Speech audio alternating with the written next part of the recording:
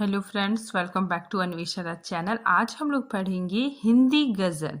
ठीक है, इस टॉपिक को हम लोग पूरे विस्तार से पढ़ेंगे। ठीक है, सबसे पहले हम लोग समझते हैं गज़ल। गज़ल का अर्थ क्या होता है? इसका अर्थ होता है औरतों से या औरतों के बारे में बात करना। ठीक है, गज़ल का अर्थ होता है। अब देखिए, गज़ल अरबी भाषा का स्त्रीलिंग शब्द है। ठीक है, गज़ल क्या है? ये अरबी भाषा का शब्द है। ठीक है, और अरबी भाषा का स्त्रीलिंग शब्द है। अगर हम इसके शाब्दिक अर्थ को देखेंगे तो प्रेमी तथा प्रेयसी का वार्तालाप। ठीक है, मतलब प्रेमी और प्रेयसी का एक दूसरे से बातचीत। ठीक है, आगे देखिए, यह अरबी साहित्य की प्रसिद्ध विधा है। ठीक है, गजल क्या है? अरबी साहित्य की प्रसिद्ध विधा है जो बाद में फारसी, उर्दू, नेपाली और हिंदी साहित्य में भी बेहद लोकप्रिय हुई। ठीक है, तो ये अरबी साहित्य की प्रसिद्ध विधा है। ठीक है, जो बाद में फारसी, उर्दू, नेपाली, उसके बाद हिंदी साहित्य में बहुत ही ज़्यादा लोकप्रिय हुई। ठीक है ना। अगर हम लोग देखते हैं, गजल दो लाइनों का जोड़ा होता है। ठीक है, गजल क्या होता है? दो लाइन। ठीक है, मतलब एक लाइन और दो लाइन। ठीक है, तो गजल क्या होता है? दो लाइन का जोड़ा होता है। ठीक है, आगे गजल 7th सेंचुरी 661 से 750 ईस्वी के बीच शुरू हुई। ठीक है, इसने आज तक लगभग 400 वर्षों का सफर तय किया। ठीक है, तो इसने क्या किया? मतलब 400 वर्षों तक का सफर तय किया। ठीक है, आगे देखिए, एक गजल में 5 से लेकर 25, ठीक है, 5 से लेकर 25 शेर होते हैं। ठीक है, हो सकते हैं। ये शेर एक दूसरे से स्वतंत्र होते हैं। ठीक है, मतलब ये जो गजल होते हैं ये एक दूसरे से स्वतंत्र होते हैं, अलग होते हैं। ठीक है, कभी कभी एक से अधिक शेर मिलाकर अर्थ देते हैं। ठीक है, ऐसे शेर काता, ठीक है, काता बंद कहलाते हैं। गजल के शेर को तुकांत शब्दों को काफिया कहते हैं। ठीक है, जो तुकांत शब्द होते हैं उसको हम लोग क्या बोलते हैं? काफिया। ठीक है, जैसे देखिए, दीवाना, मस्ताना, परवाना, खजाना। तो देखिए, इसमें ना लास्ट लेटर क्या हो रहा है? मतलब ना आ रहा है, इसमें भी ना आ रहा है, इसमें भी ना आ रहा है, इसमें भी ना आ रहा है। तो ये क्या है? तुकांत शब्द है। ठीक है, और तुकांत शब्द को ही क्या कहते हैं? काफिया कहते हैं। अब यहाँ पे देखिए, ये क्या है?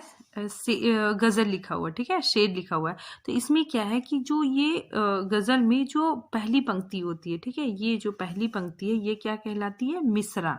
ठीक है, हर गजल का जो पहली लाइन होती है, जो पहला लाइन होता है, इसको क्या बोलते हैं हम लोग? मिसरा। देखिए, ये भी मिसरा है, पहला लाइन ये भी मिसरा है। ठीक है, इस गजल में देखिए, ये पहली लाइन है, ये भी मिसरा है। ठीक है, ये भी मिसरा है। ठीक है, अगर हम देखेंगे कि पहला शेर, जो ये पहला शेर है, ठीक है, ये जो पहला शेर है इसको हम लोग क्या बोलते हैं? मतला। ठीक है, इसको क्या बोलते हैं? मतला। इसीलिए यहाँ पे मैंने लिखे कि पहला शेर मतला होता है। ठीक है, और जो आखिरी होता है, ठीक है, जो लास्ट वाला होता है, इसको हम लोग क्या बोलते हैं? मक्ता। ठीक है, ये जो लास्ट पंक्ति है इसको हम लोग क्या बोलते हैं? मक्ता। ठीक है, मक्ता क्या होता है? लास्ट शेर मक्ता कहलाता है। ठीक है, अगर जो गजल लिखा हुआ है उसमें जो राइटर अपना नाम लिखता है उसको हम लोग क्या बोलते हैं? इसको हम लोग बोलते हैं तकलुस। ठीक है, अगर कोई गजल लिखता है और वो अपना राइटर अपने नीचे में नाम लिखता है, जैसे यहाँ पे पवन सिंह लिखा हुआ है, तो इसको क्या बोला जाता है? तखलुस। यहाँ पे देखिए, मिसरा मैंने बताया क्या होता है कि गजल में जो पंक्ति होती है, ठीक है, जो पहली पंक्ति होती है, ठीक है, वो क्या कहलाता है? वो मिसरा कहलाता है। ठीक है, हर पंक्ति की पहली लाइन मिसरा होती है। ठीक है, कोई भी लाइन का जो पहला लाइन होता है, ठीक है, कोई भी शेर का जो पहला लाइन होता है वो क्या कहलाता है? मिसरा कहलाता है। ठीक है, आगे देखिए, पहले शेर को मतला कहते हैं। ठीक है, ये सब याद रखिएगा, ये आता है एग्जाम में, इसीलिए हम इसको इतना डिटेल से बता रहे हैं। पहले शेर को मतला कहते हैं और अंतिम शेर को मक्ता कहते हैं। ठीक है, अब देखिए, शेर में जो शब्द दोहरा कर आते हैं, ठीक है, मतलब जो शब्द दोबारा आते हैं, ठीक है, उसे हम लोग क्या कहते हैं?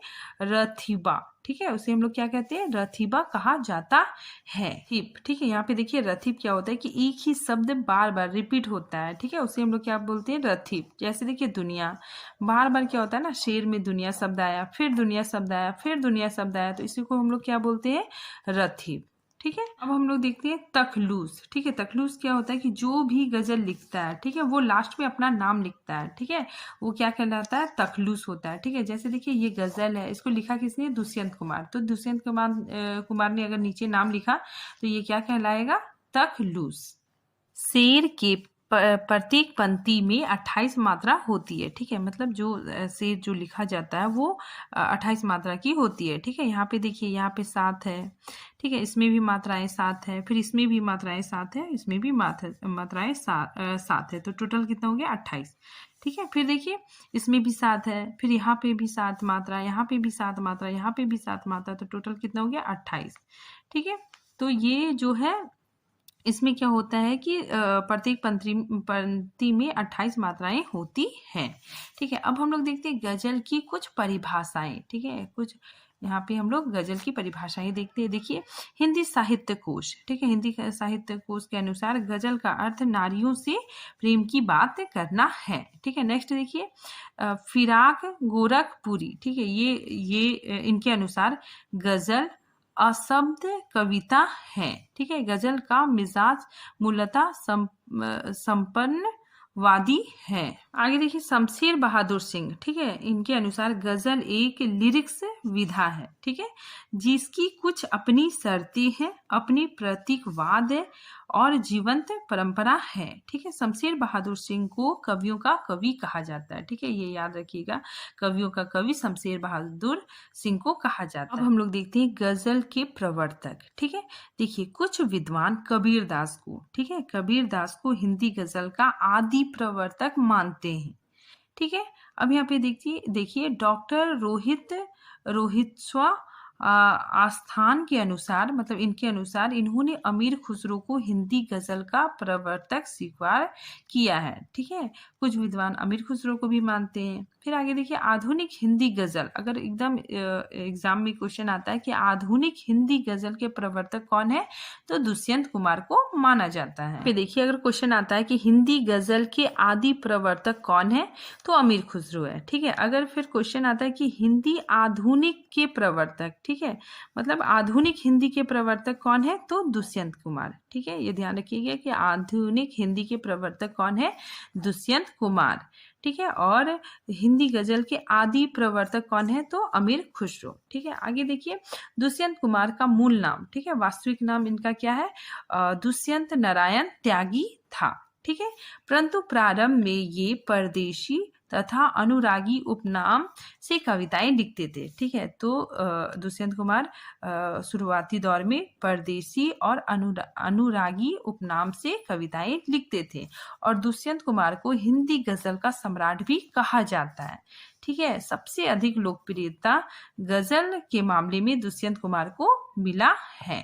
अब हम लोग यहाँ पे दुष्यंत कुमार के योगदानों को देखेंगे। ठीक है, देखिए, हिंदी गजल का सबसे बड़ा बदलाव दुष्यंत कुमार जी लाए। ठीक है, हालांकि इससे पहले, ठीक है, हालांकि इनसे पहले दुष्यंत कुमार से पहले निराला, शमशेर, त्रिलोचन शर्मा आदि गजल लिख रहे थे। ठीक है, लेकिन जो बदलाव दुष्यंत कुमार लाए, ठीक है, वो अमूल्य था। ठीक है, देखिए, दुष्यंत कुमार ने गजल को उर्दू की, फारसी की परंपरा से अलग हटाकर उसको राजनीतिक बुनियाद पर लाकर खड़ा कर दिया। ठीक है, उनकी गजल संग्रह साये में धूप प्रकाशित हुआ।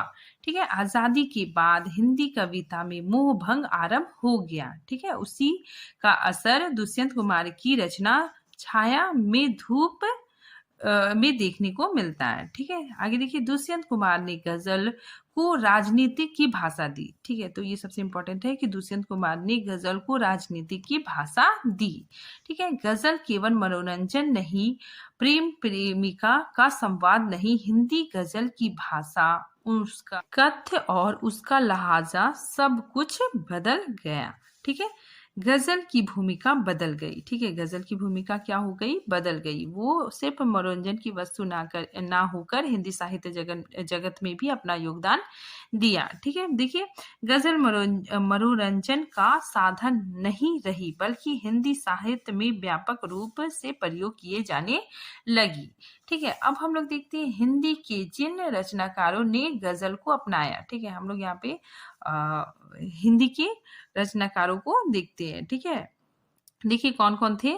निराला, शमशेर, बलवीर सिंह, भवानी शंकर, जानकी, फिर बल्भा शास्त्री, शवेश्वर दयाल सक्सेना और त्रिलोचन आदि। ठीक है, तो ये रचनाकार जिन्होंने हिंदी को जिन्होंने गजल को अपनाया। ठीक है, फिर हम लोग देखते हैं कुछ प्रमुख गजल गायक कौन कौन थे। जगजीत सिंह, गुलाम अली, बेगम अख्तर, ठीक है, मेहंदी हसन, चंदन दास, हरि हरन, मुन्नी बेगम, ठीक है, भूपेंद्र सिंह, पंकज उदास आदि, ये कौन थे, प्रमुख गजल गायक थे। ठीक है, अब हम लोग देखते हैं हिंदी के महत्वपूर्ण गजल संग्रह। ठीक है, इधर गजलकार है और इधर उनकी गजल संग्रह है। ठीक है, सबसे पहले है रामेश्वर शुक्ल अंचल। ठीक है, इनकी रचना इन आवाजों को ठहरा लो।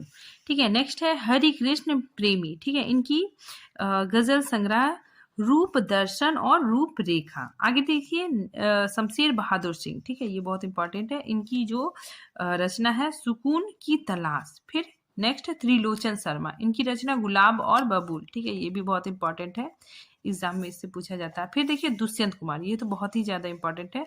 दुष्यंत कुमार की रचना साये में धूप। ठीक है, और दुष्यंत कुमार को गजलों का राजकुमार भी कहा जाता है। नेक्स्ट देखिए गोपाल नीरज। ठीक है, इनकी रचना नीरज की पाती। आगे राम दरसा मिश्र। ठीक है, इनकी रचना हंसी ओठ पर आंखें नम। और नेक्स्ट बाजार को निकले हैं लोग। ठीक है, ये इनकी रचना है। कुंवर बेचैन। ठीक है, इनकी रचना समियाने कांच के। ठीक है, उसके बाद पत्थर की बांसुरी, ये इंपॉर्टेंट है, पत्थर की बांसुरी, महावर इंतजार का रसिया पानी में। ठीक है, ये इनकी रचनाएं हैं। ठीक है, आगे देखिए ज्ञान प्रसाद विवेक, इनकी रचना धूप के हस्ताक्षर। ठीक है, नेक्स्ट देखिए देवेंद्र कुमार आर्य, इनकी रचना किताब के बाहर। फिर महेश अस्क, इनकी रचना राख की जो परत अंगारों पर। ठीक है, आज के लिए इतना ही है। नेक्स्ट टॉपिक हम अगले वीडियो में बनाएंगे, तब तक के लिए थैंक यू।